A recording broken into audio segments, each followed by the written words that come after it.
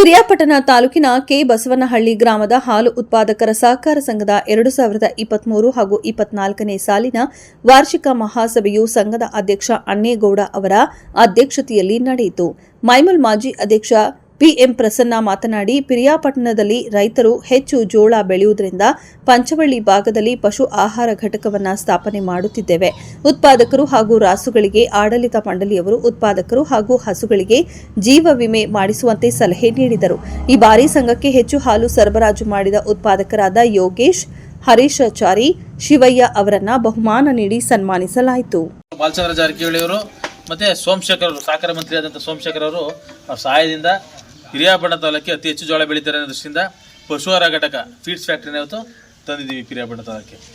ಈ ಥರ ಎಲ್ಲ ಅನೇಕ ಕಾರ್ಯಕ್ರಮ, ಮತ್ತು ಸಬ್ ಆಫೀಸ್ ಇರ್ಬೋದು, ಮತ್ತು ಗ್ಯಾಲಕ್ಸಿಗಳು ಇರ್ಬೋದು, ಮತ್ತು ಗ್ರಾಮೀಣ ಭಾಗದಲ್ಲಿ ಹಾಲ್ಮಾರಕ್ಕೆ ಹಾಲಿನ ಕೇಂದ್ರಗಳು ಇರ್ಬೋದು. ಈ ಥರ ಅನೇಕ ಕಾರ್ಯಕ್ರಮಗಳು ಮಾಡೋದ್ರ ಮುಖಾಂತರ ಭಾಳಷ್ಟು ಜನಕ್ಕೆ ಇವತ್ತು ಜೀವನ ಮಾಡಲಿಕ್ಕೆ ಒಂದು ಅನುಕೂಲ ಆಗೋಂಥ ಕೆಲಸ ಇವತ್ತು ನಿರ್ಮಾಣ ಆಗಿದೆ.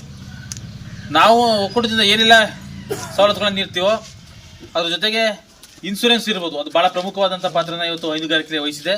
ಉತ್ಪಾದಕರಿಗಾಗಲಿ ಹಸುಗಳಿಗಾಗಲಿ ಇನ್ಶೂರೆನ್ಸ್ನ 100% ನೀವು ಮಾಡಿಸ್ಬೇಕಾದಂಥ ಕೆಲಸನ ಜವಾಬ್ದಾರಿ ತೊಗೊಂಡು ನೀವೆಲ್ಲ ಮಾಡಬೇಕು. ಅದು ಆಡಳಿತ ಮಂಡಳಿಯವರು ಮತ್ತು ಸೆಕ್ರೆಟರಿ ಅವ್ರಿಗೆ ಎರಡಕ್ಕೂ ಅವ್ರ ಜವಾಬ್ದಾರಿ ಜಾಸ್ತಿ ಕೊಟ್ಟಿದ್ದೀವಿ. ಉತ್ಪಾದಕರಿಗೆ ನೀವು 5 ರೂಪಾಯಿ ಕಟ್ಟಿದ್ರೆ ನಾವು 5 ರೂಪಾಯಿ ಕೊಡೋದ್ರಿಂದ 50% ಸಬ್ಸಿಡಿ ಕೊಡ್ತೀವಿ ಇನ್ಶೂರೆನ್ಸ್ಗೆ. ಹಸುಗಳಿಗೂ ಅಷ್ಟೇ, ಮತ್ತು ವರ್ಷ ಆಯಿತು ಇನ್ಶೂರೆನ್ಸು, ಈಗ 3 ವರ್ಷಕ್ಕೊಂದ್ಸಲಿ ಮಾತ್ರ ಮಾಡಿದ್ವಿ. ನೀವು 5 ರೂಪಾಯಿ ಕಟ್ಟಿದ್ರೆ ನಾವು 5 ರೂಪಾಯಿ ಒಕ್ಕೂಟದಿಂದ ಕಟ್ಕೊಡ್ತೀವಿ. ಇದರಲ್ಲಿ 50% ದರದಲ್ಲಿ ಇನ್ಶೂರೆನ್ಸ್ಗಳನ್ನ ಇವತ್ತು ನಿರ್ಮಾಣ ಮಾಡ್ತೀವಿ. ಅದ್ರ ಜೊತೆಗೆ ನಾವು ಒಕ್ಕೂಟದ ವತಿಯಿಂದ ಈ ರಬ್ಬರ್ ಮ್ಯಾಟ್ ಇರ್ಬೋದು, ಹಾಲ್ಕರ ಮೆಷಿನ್ ಇರ್ಬೋದು, ಹುಲ್ಕಟ ಮಾಡೋ ಮೆಷಿನ್ ಇರ್ಬೋದು, ಇದೆಲ್ಲ ವರ್ಷ ನೀಡ್ತದೋ. ಆದರೆ ಈ ವರ್ಷ ಸ್ವಲ್ಪ ತಡವಾಗಿದೆ, ಅದು ಆದರೆ ಸಾಲದು.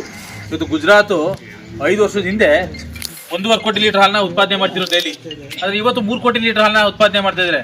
ನಮ್ಮ ಕರ್ನಾಟಕದಲ್ಲಿ ಮಾತ್ರ ಇದೇ 5 ವರ್ಷದಿಂದ 80 ಲಕ್ಷ ಲೀಟರ್ ಹಾಲು ಉತ್ಪಾದನೆ ಆಗ್ತಿತ್ತು. ಈಗ ಬರೀ 1 ಕೋಟಿ ಲೀಟರ್ ಹಾಲು ಉತ್ಪಾದನೆ ಆಗ್ತಿದೆ. ರೈತರು ವ್ಯವಸಾಯ ಜೊತೆಗೆ ಕೃಷಿ ಜೊತೆಗೆ ಹೈನುಗಾರಿಕೆಯನ್ನು ಉತ್ತಮವಾಗಿ ಬೆಳೆಸ್ಕೊಳ್ಳಿ ಅಂತ ಹೇಳ್ತಾ ನಮ್ಮ ಗ್ರಾಮ ದೇವತೆ